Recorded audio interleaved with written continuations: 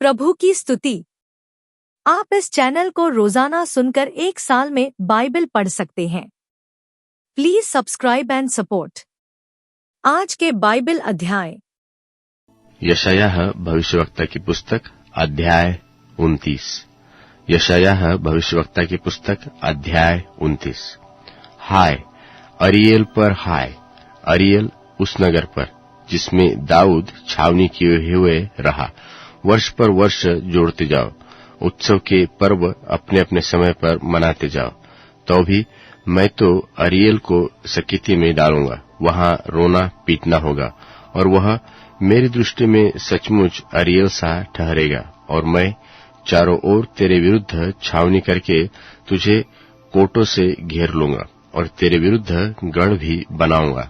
तब तू गिरकर भूमि में डाला जाएगा और धूल पर से बोलेगा, और तेरी बात भूमि से धीमी धीमी सुनाई देगी, और तेरा बोल भूमि पर से प्रेत का सा होगा, और तू धूल से गुनगुना गुनगुना कर बोलेगा। तब तेरे परदेशी बैरियों की भीड़ सूक्ष्म धूलि की नाई और उन भयानक लोगों की भीड़ भूसे की नाई उड़ाई जाएगी। और यह बात अचानक पल भर में होगी।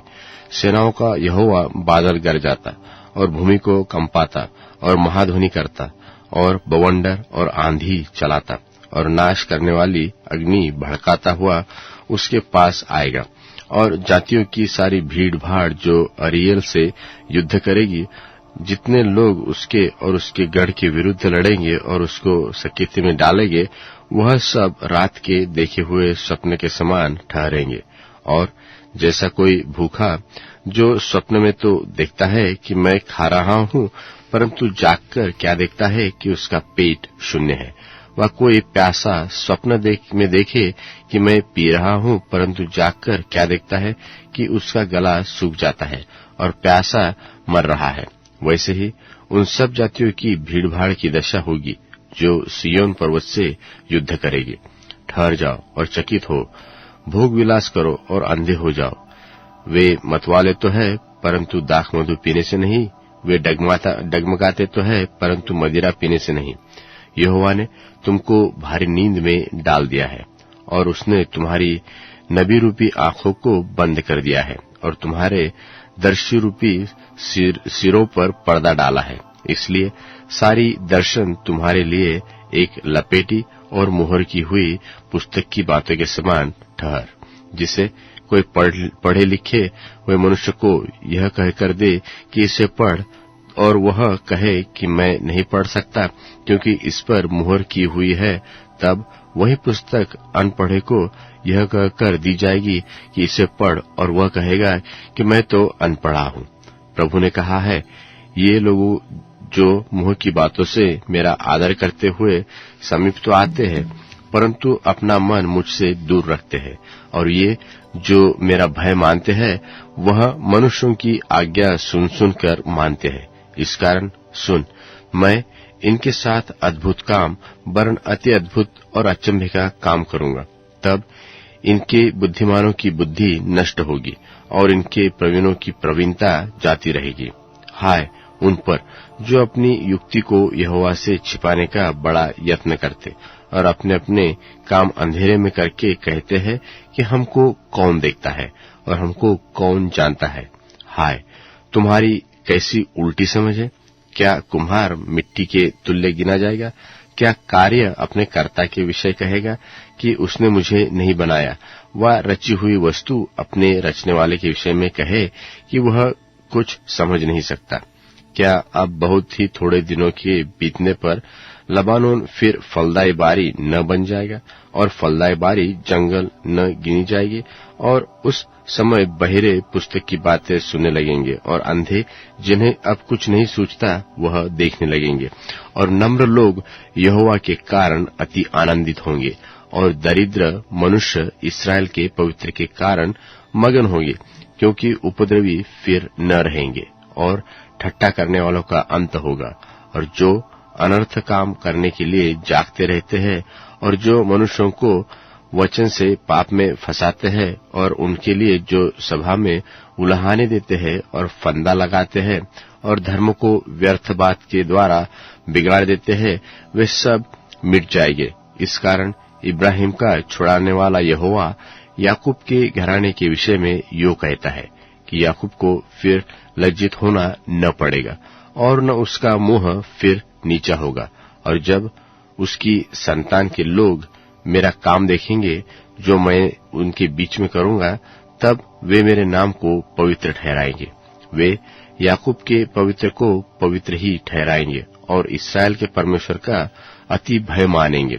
उस समय जिनका मन भटक गया वह बुद्धि प्राप्त करेंगे और जो कुड़कुड़ाते हैं वह शिक्षा पाएंगे। यशायाह भविष्यवक्ता की पुस्तक अध्याय 30। यशायाह अध्याय 30। यहोवा की यह वाणी है कि हाय उन बलवा करने वाले लड़कों पर जो युक्ति करते तो है परंतु मेरी ओर से नहीं, और वाचा बांधते तो है परंतु वह मेरे आत्मा की सिखाई हुई नहीं, और इस कारण पाप पर पाप बढ़ाते हैं। वे मुझसे बिन पूछे मिस्र को चले जाते हैं कि फिरौन के शरण स्थान से बलवान हो और मिस्र की छाया में शरण ले। फिरौन का शरण स्थान तुम्हारी आशा के टूटने का और मिस्र की छाया में शरण लेना तुम्हारी निंदा का कारण होगा। उसके हाकिम सोअन में तो आए हैं और उनके दूत अब हानेस में पहुंचे हैं। वे सब एक ऐसी जाति के कारण लज्जित होंगे जिससे उनका कुछ लाभ न होगा, और वह सहायता और लाभ के बदले लज्जा और नामधराई का कारण होगी। दक्षिण देश के पशुओं के विषय भारी वचन। वे अपनी धन संपत्ति को जवान गधों की पीठ पर और अपने खजानों के ऊंटों के कुबड़ों पर लादे हुए संकट और सकेती के देश में होकर, जहां सिंह और सिंहनी, नाग और उड़ने वाले तेज विषधर सर्प रहते हैं, उन लोगों के पास जा रहे हैं। उससे उनको लाभ न होगा, क्योंकि मिस्र की सहायता व्यर्थ और अकारत होगी। इस कारण मैंने उनको बैठी रहने वाली रहब कहा है। जब अब जाकर इसको उनके साथ पत्थर पर खोद और पुस्तक में लिख कि यह भविष्य के लिए सदा सर्वदा तक बना रहे, क्योंकि वे बलवा करने वाले लोग और झूठ बोलने वाले लड़के हैं जो यहोवा की शिक्षा को सुनना नहीं चाहते। वे दर्शियों से कहते हैं कि दर्शी का काम मत करो, और नबियों से कहते हैं कि हमारे लिए ठीक नबूवत मत करो। हमसे चिकनी चुपड़ी बातें बोलो, धोखा देने वाला नबूवत करो, मार्ग से मुड़ो, पथ से हटो और इस्राएल के पवित्र को हमारे सामने से दूर करो।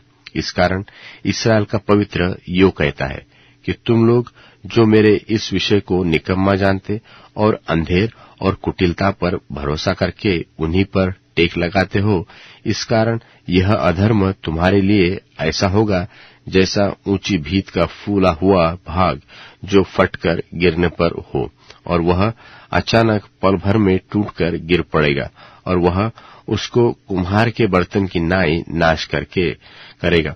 उसे ऐसा चकनाचूर करेगा कि उसके टुकड़ों में से एक ठिकरा भी न मिलेगा।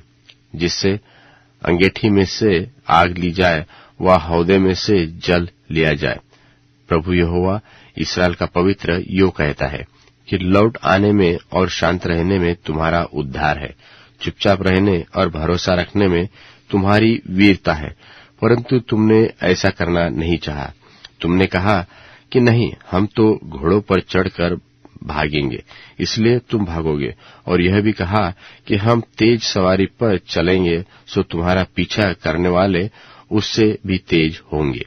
एक ही की धमकी से 1000 भागोगे, और 5 की धमकी से तुम ऐसा भागोगे कि अंत में तुम पहाड़ की चोटी पर के डंडे व टीले के ऊपर की ध्वजा के समान जो चिन्ह के लिए गाड़े जाते हैं रह जाओगे।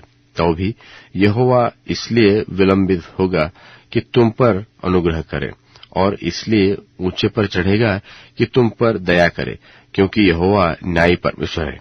क्या ही धन्य है वे सब जो उस पर आशा लगाए रहते हैं। प्रजा के लोग तो यरूशलेम अर्थात सियोन में बसे रहेंगे। तू फिर कभी न रोएगा, वह तेरी दोहाई सुनते ही तुझ पर निश्चय अनुग्रह करेगा, वह सुनते ही तेरी मानेगा। और चाहे प्रभु तुम्हारी रोटी की कमी और जल की तंगी करे, तो भी तुम्हारे उपदेशक फिर न छिप जाएंगे, और तुम अपनी आंखों से अपने उपदेशकों को देखते रहोगे। जब कभी तुम दाहिनी व बाईं ओर मुड़ने लगो, तब तुम्हारे पीछे से यह वचन तुम्हारे कानों में पड़ेगा कि मार्ग यही है, इसी पर चलो। और तुम वह चांदी जिससे तुम्हारी खुदी हुई मूर्तियां मढ़ी है, और वह सोना जिससे तुम्हारी ढली हुई मूर्तियां आभूषित है, अशुद्ध करोगे। तुम उनको मैले कुचले वस्त्र की नाई फेंक दोगे और कहोगे कि दूर हो, और वह तेरे बीज के लिए जल बरसाएंगे कि तुम खेत में बीज बो सको, और पृथ्वी की उपज भी अच्छी और उत्तम और स्वादिष्ट होगी। और उस समय तुम्हारे जानवरों को लंबी चौड़ी तराई मिलेगी। बैल और गधे जो तुम्हारी खेती के काम में आएंगे, वह सूप और डालिया से फटता हुआ स्वादिष्ट चारा खाएंगे। और उस महासंहार के समय जब गुम्मट गिर पड़ेंगे, सब ऊंचे ऊंचे पहाड़ों और पहाड़ियों पर नालियां और सोते पाए जाएंगे।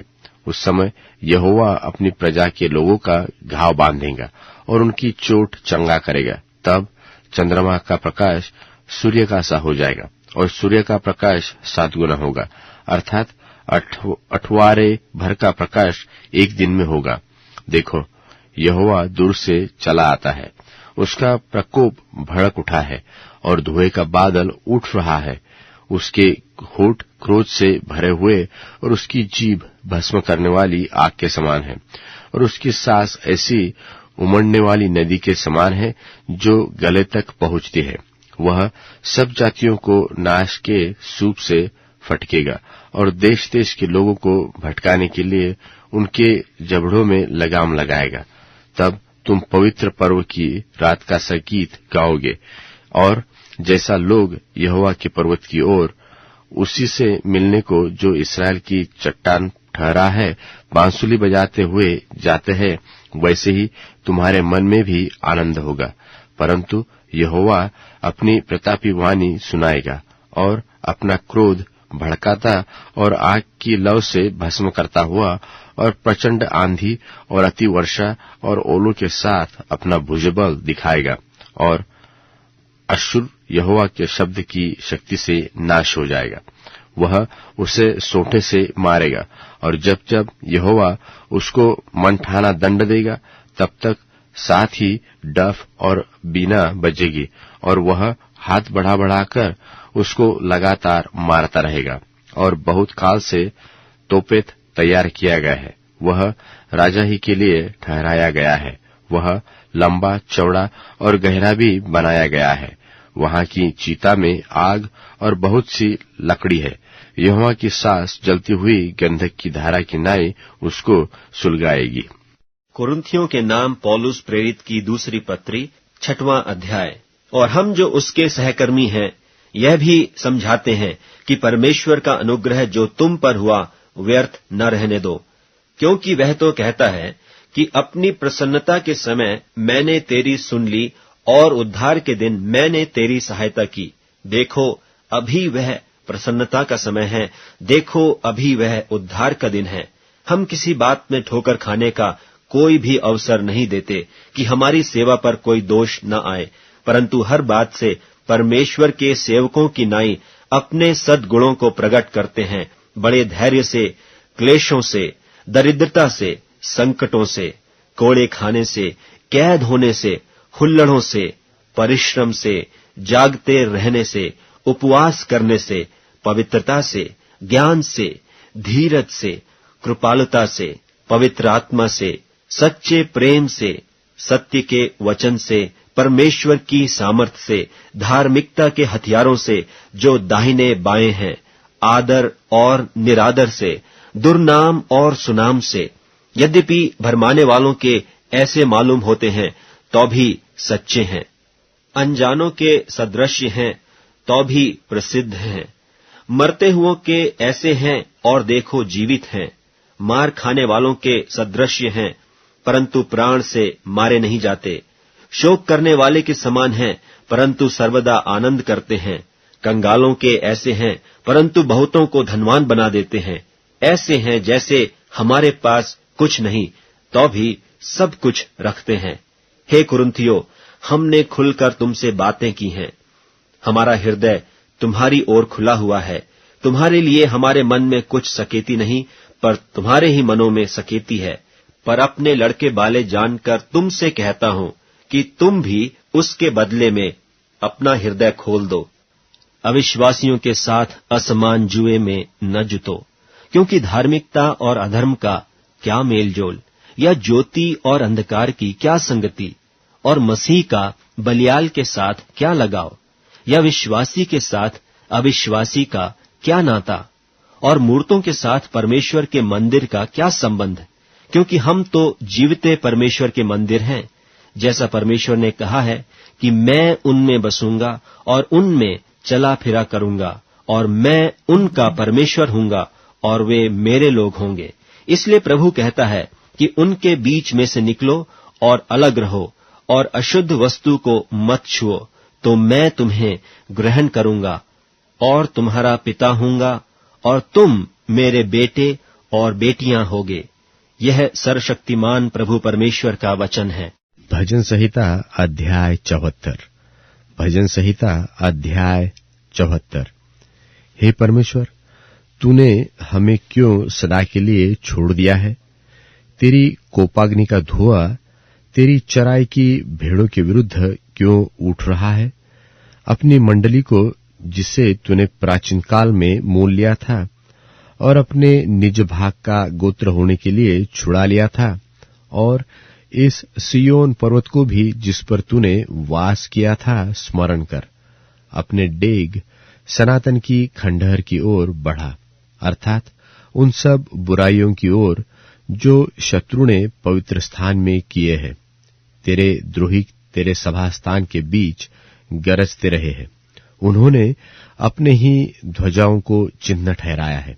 वे उन मनुष्यों के समान थे जो घने वन के पेड़ों पर कुल्हाड़े चलाते हैं, और अब वे उस भवन की नक्काशी को कुल्हाड़ियों और हथौड़ों से बिल्कुल तोड़े डालते हैं। उन्होंने तेरे पवित्र स्थान को आग में झोंक दिया है और तेरे नाम के निवास को गिराकर अशुद्ध कर डाला है। उन्होंने मन में कहा है कि हम इनको एकदम दबा दें।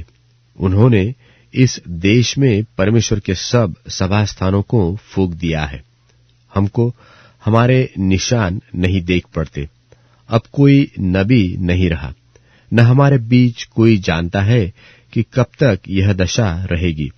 हे परमेश्वर, द्रोही कब तक नामधराई करता रहेगा? क्या शत्रु तेरे नाम की निंदा सदा करता रहेगा? तू अपना दाहिना हाथ क्यों रोके रहता है? उसे अपने पांजर से निकालकर उनका अंत कर दे। परमेश्वर तो प्राचीन काल से मेरा राजा है। वह पृथ्वी पर उद्धार के काम करता आया है। तूने तो अपनी शक्ति से समुद्र के 2 भाग कर दिया। तूने तो जल में मगरमच्छों के सिरों को फोड़ दिया। तूने तो लिव्यातानों के सिर टुकड़े टुकड़े करके जंगली जंतुओं को खिला दिए। तूने तो सोता खोलकर जल की धारा बहाई। तूने तो बारमासी नदियों को सुखा डाला। दिन तेरा है, रात भी तेरी है।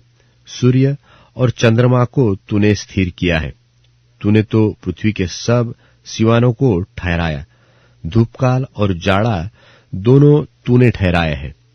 हे यहोवा, स्मरण कर कि शत्रु ने नाम धराई की है और मूढ़ लोगों ने तेरे नाम की निंदा की है।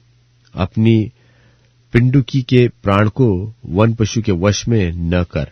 अपने दीन जनों को सदा के लिए न भूल।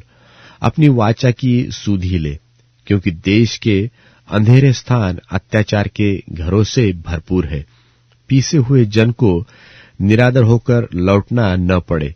दीन और दरिद्र लोग तेरे नाम की स्तुति करने पाए। हे परमेश्वर, उठ, अपना मुकद्दमा आप ही लड़। तेरी जो नामधराई मूड से दिन भर होती रहती है, उसे स्मरण कर। अपने द्रोहियों का बड़ा बोल न भूल। तेरे विरोधियों का कोलाहल तो निरंतर उठता रहता है। अब Amazon music, tune in, Spotify और YouTube म्यूजिक में उपलब्ध है। Please follow it.